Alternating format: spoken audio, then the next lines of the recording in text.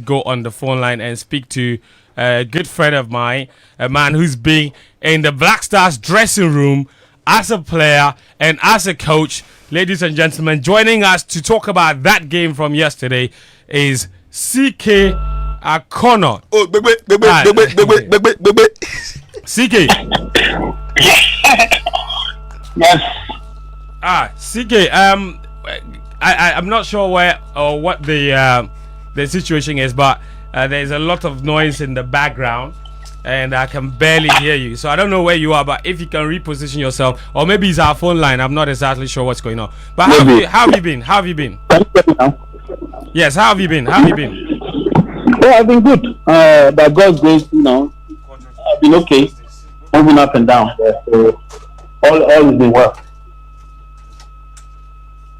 All right, thank you. Thank you for agreeing to do this with us. Listen, yesterday you watched the team, for the first time in since 2004, we are looking at possibly not qualifying for the AFCON. Now we have to win every single one of the remaining 3 games to stand any chance. First of all, what do you make of the performance from yesterday? Well, I think it's been difficult. We are in a challenging period, and all I need to say or tell you is that the whole nation needs to get behind this team and support them, and hopefully we'll come out of it. I think all hopes are not lost yet. You see, this is a young team, and therefore it needs to grow. Otto just came back a few months ago, and he needs time to get his ideas across. But the qualification, AFCON especially, has been very, very difficult. And I wouldn't say we are struggling, but it's been challenging, and the team is in a challenging moment.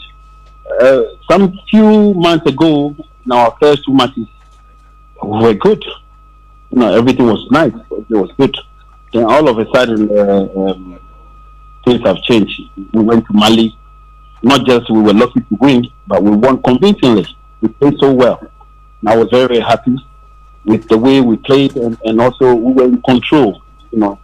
Any other challenging moment, we were able to do it well, come out with it very well. Central Africa, we won also convincingly. But these few times, I think it's been very, very difficult, and so we need to get behind them, this group, and allow them to go and make it look good again. CK, this team has been together for a while, and yet they haven't really been able to churn out any consistent performances. Look, I'll give you some numbers. Since the AFCON in 2022, AFCON 2021, which was played in 2022, from that AFCON till now, Ghana has played 35 matches.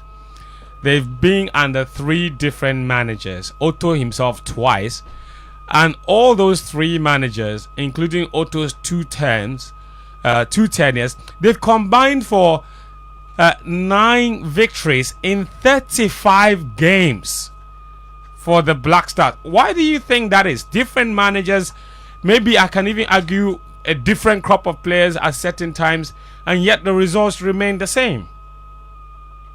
Well, I agree. I agree with you to a certain extent. Statistics will tell you what you're saying is right. There are so many obvious reasons why this team is known, but this happens all over the world. I mean, let's go back to Germany. After they won the World Cup, what have they done so far? Have they won anything? No. Spain, who now sort of dominates the world football, before they became Super 4, after they won the World Cup in South Africa, what happened to them? Our almighty Brazil, they're struggling.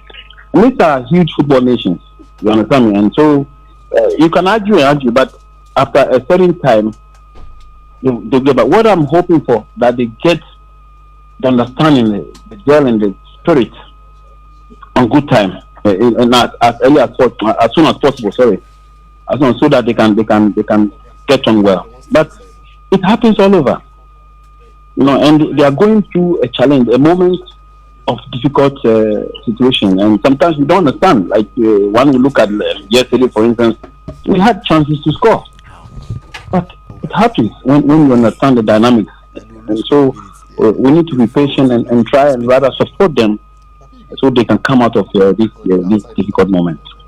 All right, CK, I guess my most logical question to you would be, how do we come out of this? How do we get out of this situation that we find ourselves in?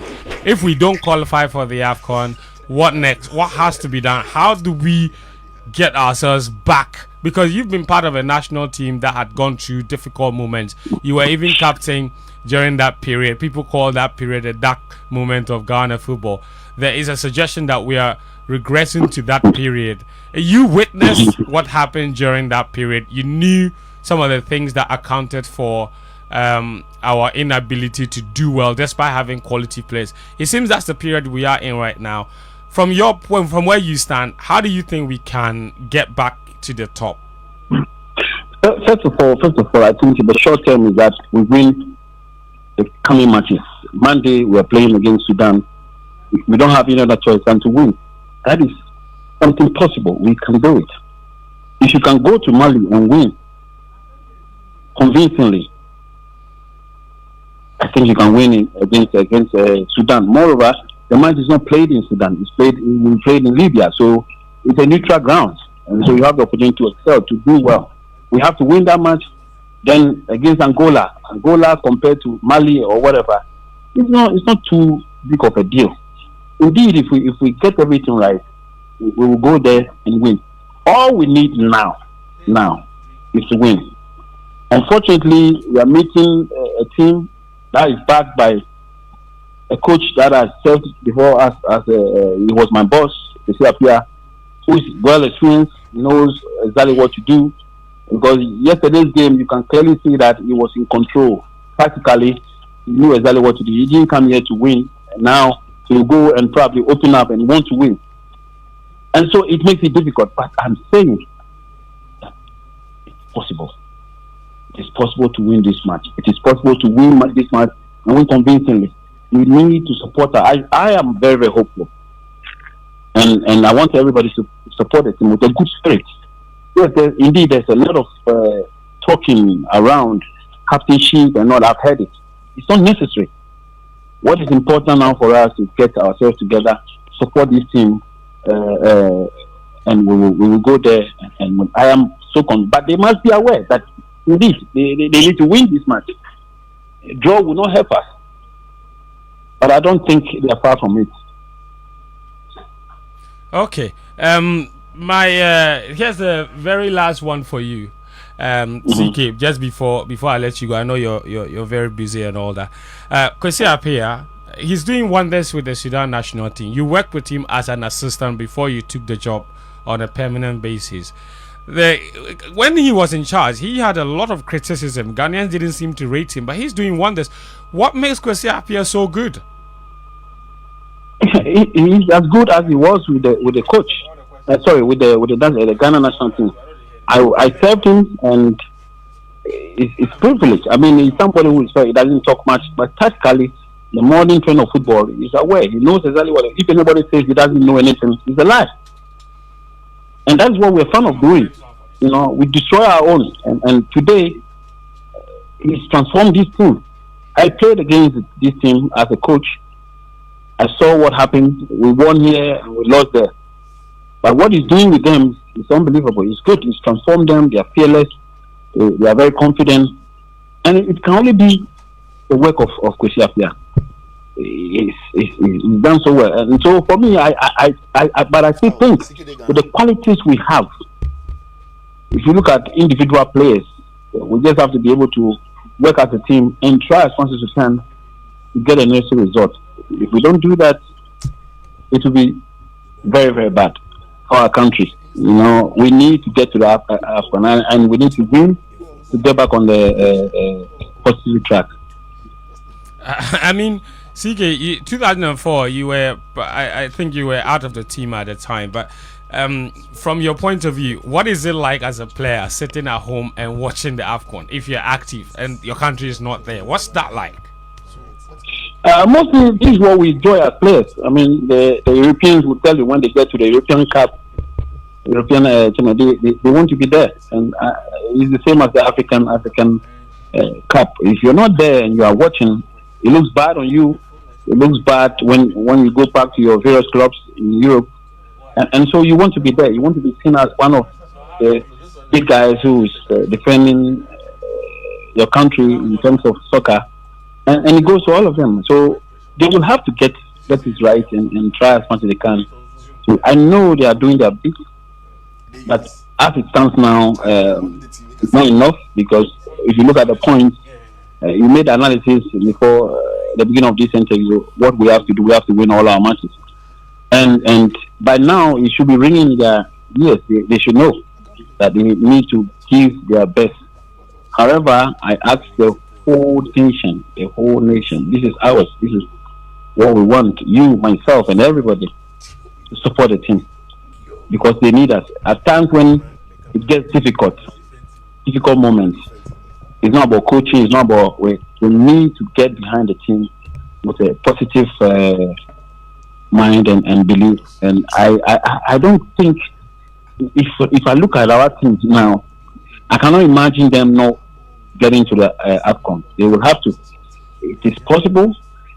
We have the men to do the job. We have the men. We have the men.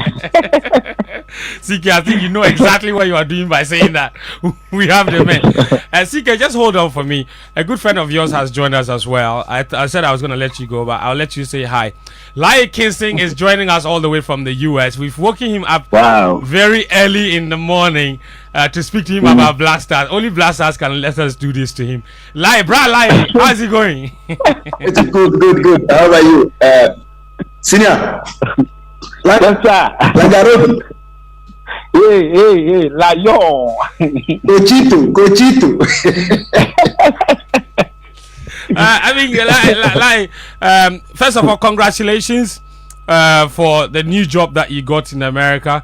You got that at 17. They say you ran away. You left the team, so you've gone to America. This is proper run away. I don't think so. I don't think it's run away. I think this is a typical example of you should work hard and not only work hard when you think people are watching you. You know, because as soon as I resigned, then the emails started coming in.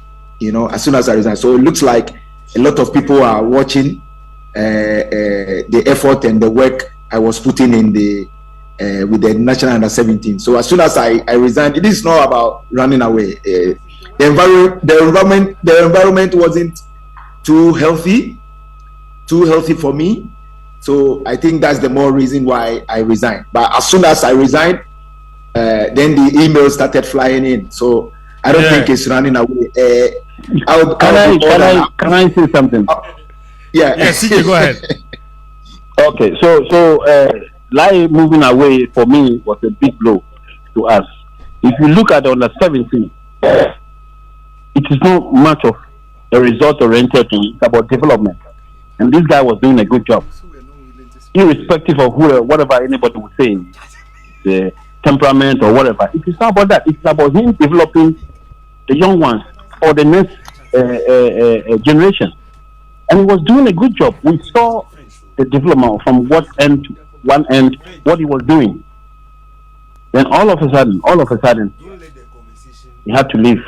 And if you want anybody to coach our youth, young ones, it's about somebody who has experienced the game itself, who can not just train them but educate them about the game and tell them exactly what he's experienced. Laryea fits in that bit perfectly. Yeah, he does. CK, that's a fair point. It's a brilliant point. I agree with you. And like Laryea said, the moment he resigns, Laryea, you said the phones were calling. Yeah.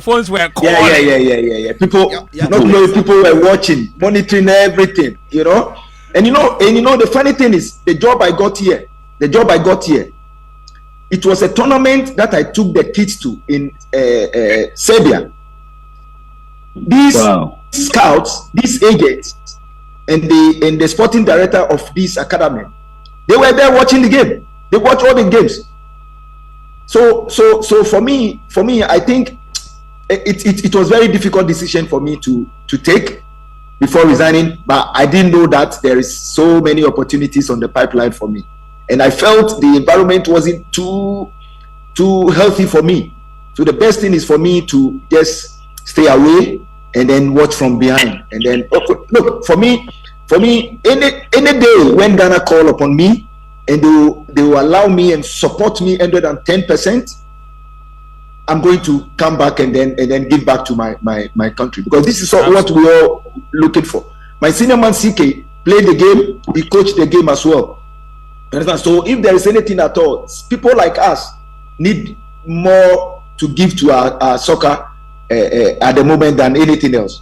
Yeah, that's true. Laryea, I'll come back to ask you, especially before I let you go, to let you tell us exactly what you do. I'm sure there are people listening who want to know about what you're doing in the US and all that. But let me bring you home on the Black Stars, which is the subject of conversation this afternoon. I don't know if you had a chance to watch the game, but we drew against Sudan, and now if we don't win our next 3 matches, we will not qualify for the AFCON, and that would be the first time in 20 years. The last AFCON as well, we only qualified on the last day, and the last 2 AFCONs we got kicked out in the group stages. We've not won a game. We've won 1 match in our last 10 AFCON games. The last time we won a game at the AFCON was 2019 against Guinea-Bissau. That is how far back you have to go to find a victory for Ghana at the Africa Cup of Nations. And somebody's point was, yesterday I spoke to a fan who said, now AFCON cry then, because when we are going cry, the last 3 AFCONs, or when we go cry, we don't do anything. But is it a subject of talent, a subject of application, managerial, coaching? Why are we in the quagmire in which we are, from where you sit? Yeah, that's a good question. From where I'm sitting now, I feel there should be a right consistency in the squad. You know, I guarantee you, from that time, from 2019, all the call-ups for the national team, mostly you see about 3-4 new faces coming in the squad. Let's leave the coaches going in and out. Let's leave the coaches going in and out, because we all know that if you keep a coach for some time, the coach will find his rhythm, the coach will have confidence in his boys, and the boys will also have confidence in. So for me, I believe we should have a little bit of consistency the way we do our call-ups.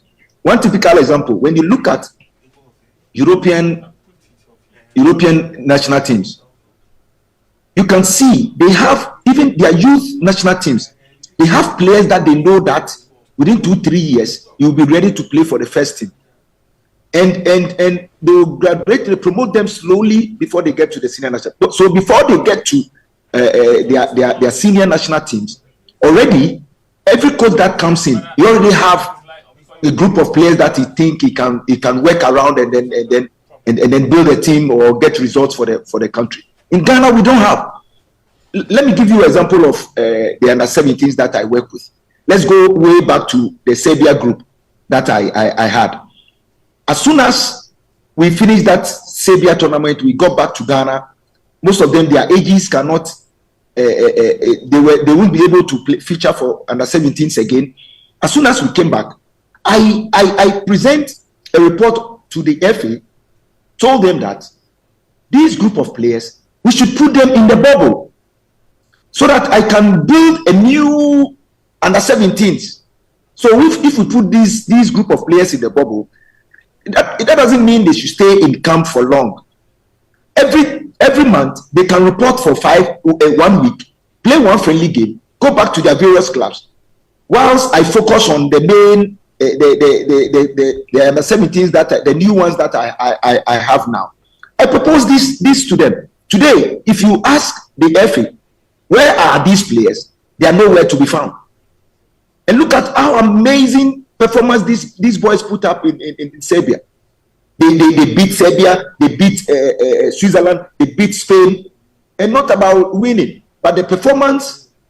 And everybody saw the coaching dedication, the impact that they have in the kind of football. And all these names that I mentioned, all these names that I mentioned, when we talk about youth football in the world, they are one of them. Spain, Switzerland, Serbia. They've produced a lot of young players in Ghana, in the world football. So for me, I think it's right about time for us to understand that we need consistency in our call-up. We need consistency in our technical area. We need consistency in how we manage our football.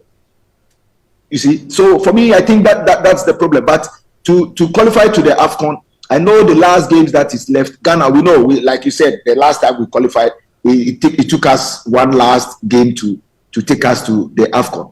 I know we still have the players that can deliver, but the approaches to the game need to change. We need to approach our games very well. I think this game that they played in Ghana yesterday against Sudan, the approach was very good.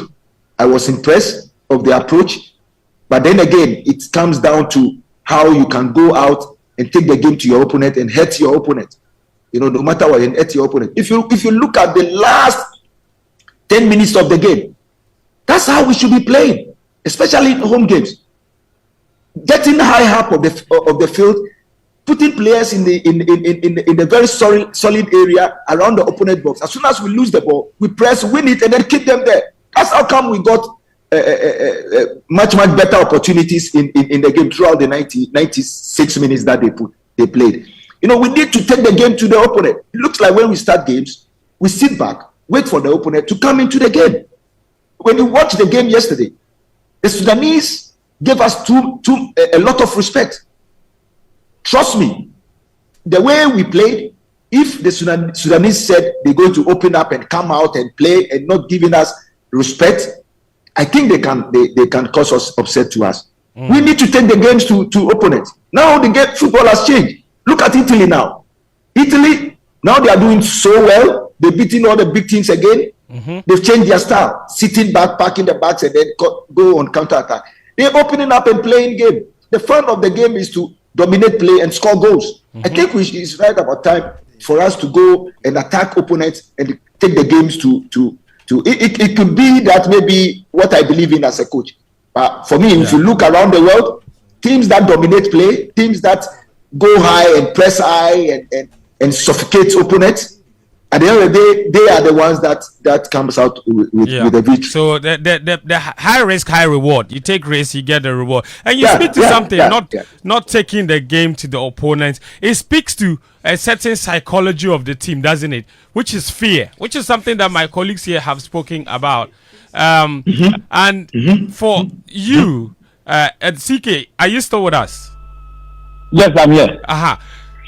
In 2021, in the game against I think South Africa, FNB Stadium, you played Abdul Fattah Issahaku, right? But after the game, he was asked what he made of the situation, and he said that he was so afraid. He said, and there were no fans in the stadium, but he said even just looking at the soccer city, the Fattah Mohammed, I beg your pardon, not Issahaku, Fattah Mohammed, as a captain.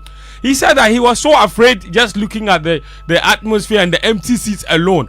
And some people say that, in fact, my colleague here, Sicho, he's argued consistently that when the Blaster, it's like the current crop of Blasters players have a certain fear in them and they're afraid to make mistakes. And Laryea says that we need to be bold, and we don't have that boldness. You've played the game, you've managed the game. Do you think that there is a certain heaviness that comes with the Blasters jersey that is making some of these players maybe a little too afraid, affecting their performances? Well, it's not just the Blaster. I think locally we need to encourage our football and improve our football. I don't want to go deep or go back to a lot of things, but it starts from here. This boy you're talking about is a local player. How was he playing here? How did he do when he gets he goes to Brekum to play? He lose them, and what is the situation? There's been a lot of frustration with referees and all this. So let's not go back. But the modern trend of life is talking about the modern trend of football. You need to dominate possession. You need to press a lot. Maybe it's about time we start changing. But this is also not to us. Is That is what he believes, and I believe that as well. Maybe our coach, who is the national the head coach, has the same idea, but probably maybe we need to look at it again and see how best we can do this. But everybody with his idea and the way he wants a team to play. And so one factor is what is mention of attacking football. You look at Liverpool, the teams that are making it, that's how they play. And so maybe we need to look at it and change the kind of style or the way we play. All right, sure. CK, I'll let you go. I know you're very busy. Thanks for joining us. And we appreciate your time very much. Thank you so much. And enjoy the rest of your weekend. All the best, yeah? Yeah, thank you. Thank you, Capito. All right. All right, thank you, CK. But Laryea is still with us. Laryea, so right now, what next? You mentioned how we need to play, being aggressive, being bold, being risky, and being on the charm offensive all the time, taking the game to the opponent. Clearly, you've not seen that in the last few years of this national team, and you think that has to change. Great, that is on style. What about the current movement? How do we get the team back to at least winning games while trying to implement a certain style? Because as things stand, it's almost like we are right at the bottom. The last time Ghana was ranked top 10 on the continent, you have to go back almost 10 years. We've not been a top 10 country in a long time. How do we get back to winning games immediately, and especially qualifying for this AFCON? How do we do it? Yeah, I think for me, it all comes to the technical issue. You know, how do we do it now? At the moment, we need the points.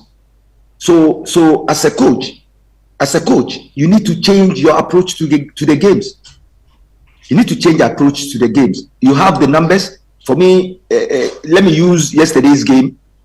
After yesterday's game, if I'm a coach going into the second leg game against the same opponent, against the same technical bench, already I should be able to understand their mindset. It could have been that's their away game plan, but at least it should give you a clue of how they're going to come out against you in the second leg. So that alone should motivate you.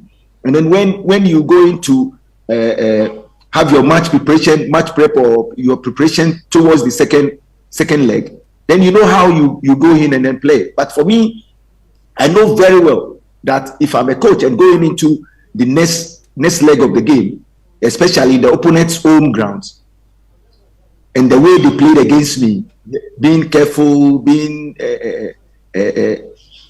managing the game very well by sitting back and then sometimes put 2-3 passes together, automatically should tell me that in the game, when I'm going to play against them in their home grounds, they're going to change the style and then come at me. And so for me, going into that game, I think we don't have to go and sit back, because when we sit back, when we wait for them, like we wait in having mid pressure, and they start to go close to our box and start causing problems to us, trust me, I guarantee you, then that will panic will set in. And if we are not careful, they get an early goal is going to be a very big problem for us. So approaching this game, go all out. Like I said earlier on, go. You have the players. When you look at the Black Stars front line, everyone have what it takes to go out there and then punish every defender, everything. Semenyo, look at how he's playing in England. If you look at Jordan Ayew, you look at Ishaku, Kudus Mohammed, all of them, look at the way they're performing in their clubs in Europe.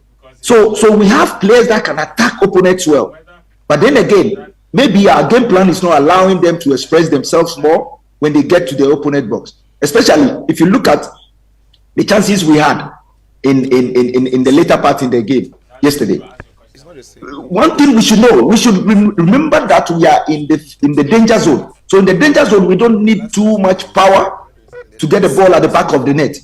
You need to be precise. You need to be calm, patient, have your composure, and then pick a spot and then pass the ball into the net instead of going to blast the ball and all that. So for me, I think the technical team need to do a lot. they need to. Okay. You can say you can motivate them. How are you going to motivate them? Bring up a game plan and let them understand that this is the game plan we're going to do, and that's it. Nothing else but the game plan we are putting up. All right. Sicho, my colleague in here has a question for you. Hey, Lai, what's up? Hey, Sicho. Hey, Sicho free. My mind. Go. Look, Lai, look, brilliant submission from you as always, brilliant. When you look at the Black Stars and attackers we have, when they go to their clubs, they don't find it difficult scoring goals. They've got about a goal in every 2 games, a goal in every 3 games for players like Kudus, Antoine Semenyo, Iñaki Williams. Now, if you're a national team manager, your team is struggling to score goals, how are you able to get the players to replicate, the comforts they find in their club with the national team? Because it looks like Semenyo plays in a different assignment or given a different assignment when it comes to Ghana. Iñaki Williams is also given a different role when he's in Ghana. And Mohamed Kudus is also playing as a number 10. Somewhere he doesn't play in his club. As a national team manager, how do you find balance for these attackers that we have in the team to bring goals? So managing a national team is different from managing a club side. The reason is managing a club side, you are there 24/7 with the players.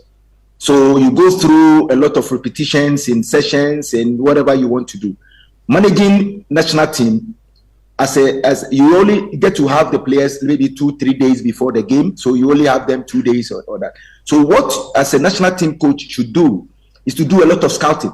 Doing a lot of scouting means not going in person. You should have a software that can allow you to at least, not even live games, you can go and monitor, you can go on it and then monitor each and every player, how they do every week. So you do scouting, you scout them by that.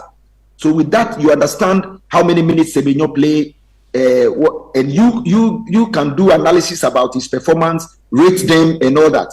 So before they even get to you, you already know what they were doing, their performance and all that. So that when they come, I'll give you one typical example. When I was playing in Scotland, they signed me as a number 10 playmaker for the team. But the coach that we had then, he watched some of the games I've been playing for the national team. Right. And he realized, no, Kingston is doing very well in the national team on the right wing. So one all season, when I went back, he said, no, he sat me there and told me, look, I know we signed you, we saw you as a playmaker, as number 10, 8 or something, right in the center midfield. By watching you in the national team, I think what we want, if we put you on the right side, you can give us more in the team, in our team. And then it worked perfectly. I started playing at the right wing, and I had a lot of best games in my career with Otto. Them by heart. You understand me? So for me, I think national team coaches also should make sure he do a lot of scouting on the players that he call up, so that when the player comes, you know his performance, you know how their coaches are using them in their teams. So when they come, it makes it easy for you to find positions that you feel can suit right your style of play. Look at Semenyo. Semenyo plays in the wide area in his team. In the national team, he plays in the wide area most of the times, but the style of play doesn't suit him. Because when you look at him playing in Bournemouth, as soon as they move the ball to the center area, Semenyo doesn't drop and come on the ball. His power is to run in behind defenders. And you can see, yesterday, he only had one long ball in behind the fullback. And he took the fullback on. He's supposed to do a cutback. He was doing a square ball, which is, for me as a technical person, is very good. That's the two options when you are under the 6 in the box. The only pass you need is square ball and a cutback, which I think the defender read it well and they blocked that shot. If the ball goes into the danger zone, I think it's going to be dangerous. Right. You understand me? So these are some of the things you should focus on. Monitor your players, scout your players as a national team coach, and then when they come, you know how to use them. Fair enough. I would like to thank you for your time. We appreciate it. But just for a lot of the people who are listening to us on Game Plan, for those of us who are journalists, we know exactly what you do. But just let us know, the rest of the people listening, what exactly do you do in the US, and where are you? We are praying for you, so we want to know what exactly you are doing, so that the prayer can be very targeted. Yes. So I'm in Florida now, Port St. Lucie to be precise. I was unlucky. I've experienced 2 hurricanes, but we're still alive. Everything is intact now. Okay, great. Yes, so I'm at the moment I'm working with Roch Select Academy in the US, Florida, and my role here is the head coach of the soccer department, which I have to look at the game model of the whole academy. I have like 5 coaches that is working under me. My style of play, I'm implementing my style of play and all that. So that's amazing. For me, so for me, I think the environment is very good for me. The facility is amazing. We have about 5 pitches, 4 grass pitches, 11 aside, and then 1 Astro 8 aside pitch. Well-equipped gym. And then they have school as well. It's more of right to dream style. But this one is for me. I look at it. It's much bigger. There's Ghana spec. This American spec. American spec. Yo, man. Yo. Eli, you've been there for about a month now or more. How has it been for you? Yeah, it's been very good. I was working on my visa. So it took a little bit of time. I have to fly to South Africa to get it. So they started preseason before me. But whilst I was in Ghana, as soon as I finished my negotiation with the contract and everything, I started working from Ghana. So I did a lot of presentations to the technical team and all that. So they were following my directions, even though I wasn't here. So when I came in, I think they've done a very good job. When I came in, they've already played like 2 games already in the season. They drew their first game and then won their second game. Then I took over. So since I arrived, last week was my 3rd game. This weekend will be my 4th game. My first game was away. The players were trying to get used of the education I'm bringing on board. So it was a little bit not too happy with the approach. And we went away and we drew. First 15 minutes, we were leading 2-0. And then after 38 minutes, the opponent equalized all the 2. But second half, then they managed to hold the opponent to the end. So we drew 2-2. We came back home and then won 3-1 home. The second week, I was much impressed. Wonderful. I was much impressed. And then last week, I went away and we won 2-1 as well. So the results are coming. The results are coming. Yeah, for me, my style is to attack. So I will score goals. Even I'm not happy with them. So I told them they are owing me 2 goals. So with this weekend game, every game we have to score 3. I beg, relax for them. We beg you, relax. I hope like you've not got to give them the hair dryer. I hope you've not got to shout at the boys like you need to buy the 17 boys. Like, don't mind him. Don't mind his voice. That's just by the way. Mind his way. Listen, like we wish you all the best. I'm very proud of you. And especially the squad of 2006. Okay, listen, I was just going through the list. Okay, Matthew Amma works at NAC Brother and the 18 coach. Lies in the US. Derek Watson is going to San Diego FC, so he's also going to the US. Yeah. He's here already. He's here already. Sorry? Derek is in the US. Derek is here already. Oh, he's there already. Thank you. There you go. Working with San Diego FC. SN is at Northshaland. Otto Addo is the head coach of the Black Stars. Otto Addo is the head coach of the Black Stars. That's right. John Pitzel is assistant coach of the Black Stars. John Pitzel is assistant coach of the Black Stars. You also cannot forget scorer of important goals, Razak Pimpo. Yeah, people. He's also working as a coach in Denmark. Yeah. Olumb IF, he's the manager of the youth team. So you guys are all over the place. You're delivering. I love the transition of that squad and what they've done for themselves. It's incredibly pleasing to see that a particular group of Black Stars players have taken up the next level of football, and they are killing it. They are succeeding. It's unbelievable. So, Lai, we wish you all the very best, and hopefully we'll speak again soon. Thank you, Nabila. Salute. Thank you. Stay away from the. Stay away from the kidnappers, huh? Thank you. That was a good one. You didn't have to bring that here. Be vigilant. Be vigilant. Be vigilant. Thank you, Laryea. We appreciate you. Laryea Kingston. Guys, take care. All right, bye.